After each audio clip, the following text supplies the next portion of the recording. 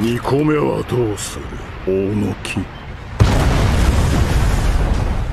You know, the part of what makes villain fights so amazing is the hype. The one moment that makes you question a hero's hopes for defeating his arch nemesis one day. Honestly speaking, I feel that in shonen anime, a lot of that hype's generated by a villain showing off his power. A mighty showcase of power. A flex, if you will. It's one of the most effective ways of building up the wall that you want your hero to eventually overcome. So with that said, we'll be spending today's list talking about some moments where the villains flex their powers on the good guys. I won't be counting down this time because how can I rank these moments that are all as epic and despair-inducing? I hate to hold you any longer, so let's get the show on the road.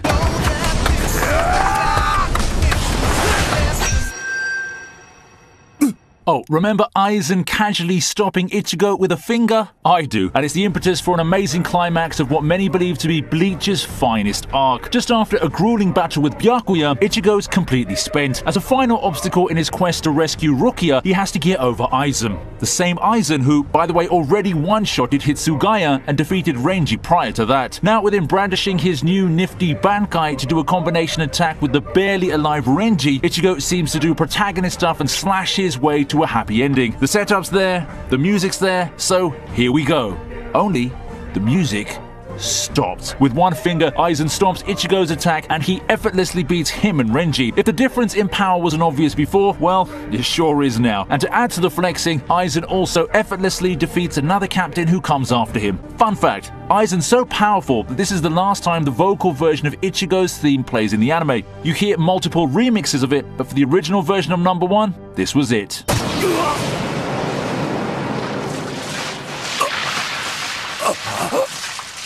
Muzan casually creating a demon has to be on this list as well.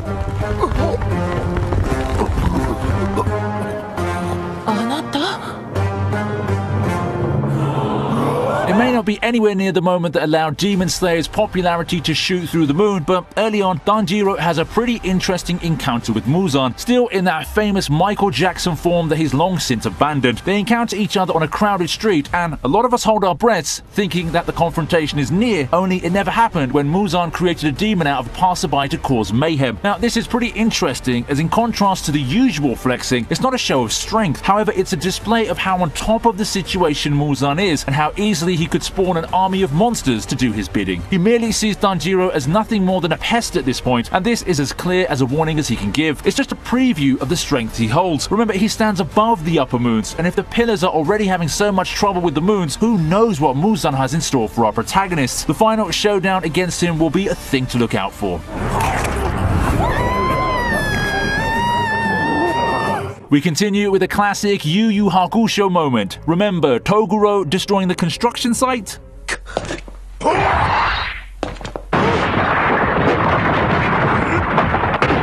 Yes, I do remember that moment. Among the major villains in Yu Yu Hakusho, Toguro already had quite the intimidating presence. I mean, just look at this guy. A humongous beast of a demon who'd probably had muscles for days and who'd be enough to send people packing. But to further drive the point home, he completely levels the entire construction site, not with magical powers or anything like that, but just his fists, his bare fists. And how much power of this did he use to accomplish the humongous feat? 60%. Yes, a little over half of what he's capable of, and that's the result that we got from it. We let the destruction speak for itself, really. I really like this moment because it builds up the hype for their eventual showdown so much. Now, if that's what Toguro is capable with just a little over half of his power, how could Yusuke even have a chance? He's a dead man, and it's going to take everything for him to even stand a sliver of a chance against this opponent.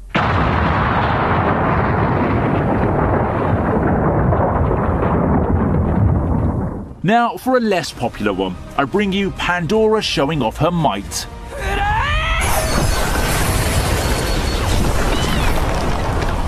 Shonen anime is rife with big villains flexing on the good guys, so I won't blame you if Pandora wasn't the first character to come to your mind when you first clicked this video, but her feat in the ReZero flashback arc is no small one. Want to talk about the most broken ability in anime? Well, maybe rewriting reality is a contender, but Pandora is more than happy to show it off in her battle in Emilia's flashback. Fortuna and Gyuse try to stop her, but they can only do so much. Despite Gyuse's act of sacrifice, which slowly opened up the path for him to become the Betelgeuse that we all know from Season 1, they're all no match for the Witch of Vainglory, who seems to be content on toying with them. None of these small fries stand a chance against her, and it takes Emilia and the plot to finally put an end to her run.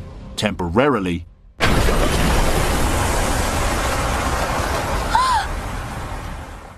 How's that for a first half of the list? Before we keep going though, I'd like to introduce you to today's beatdown that Luffy wouldn't be forgetting anytime soon. It's the one he suffered at the hands of Crocodile.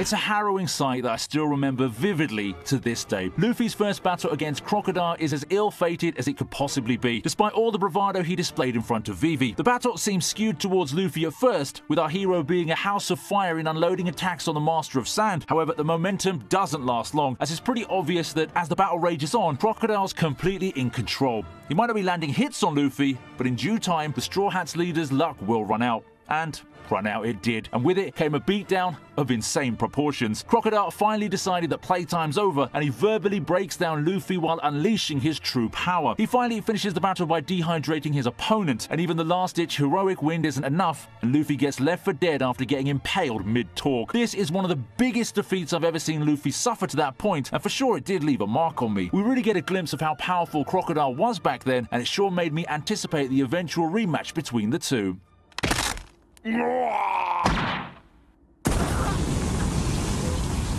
Next, we have Madara facing off against the Shinobi Alliance.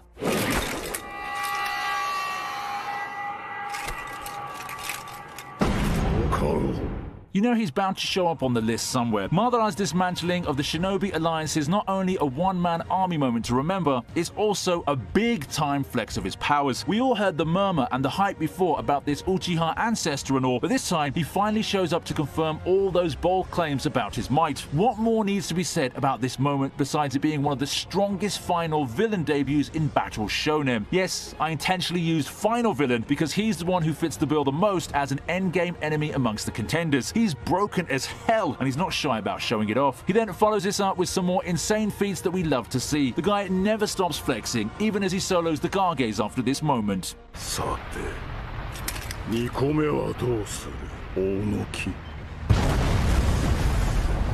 Broken shonen villain galore continues with Utsuro.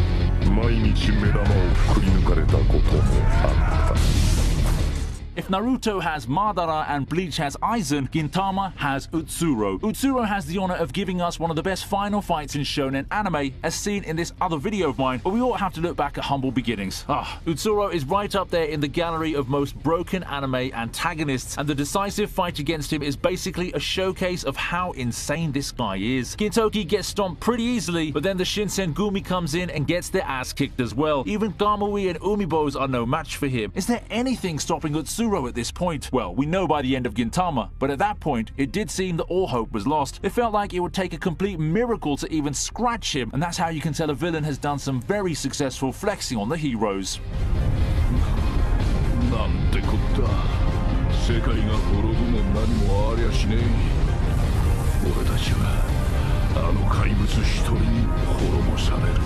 Of course, one of the most broken villains in anime makes an appearance. Well, how does Father display his godlike powers? Make a second sun.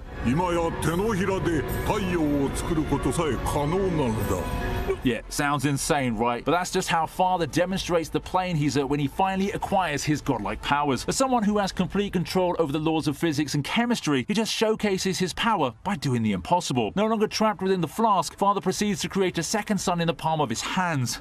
Yeah, there could be more uses for his newfound power, but what's a little gloating or flexing while seated atop your throne, right? It's all about sending a message, this is, you see. And the rules of the world, everything that humanity has come to know about the world we live in, no longer apply to Father. He quite literally has the world in the palm of his hands, and there's no better thing to do than to let everyone know it. That just shows how crazy powerful Father had become. I mean, is there anything stopping him at this point?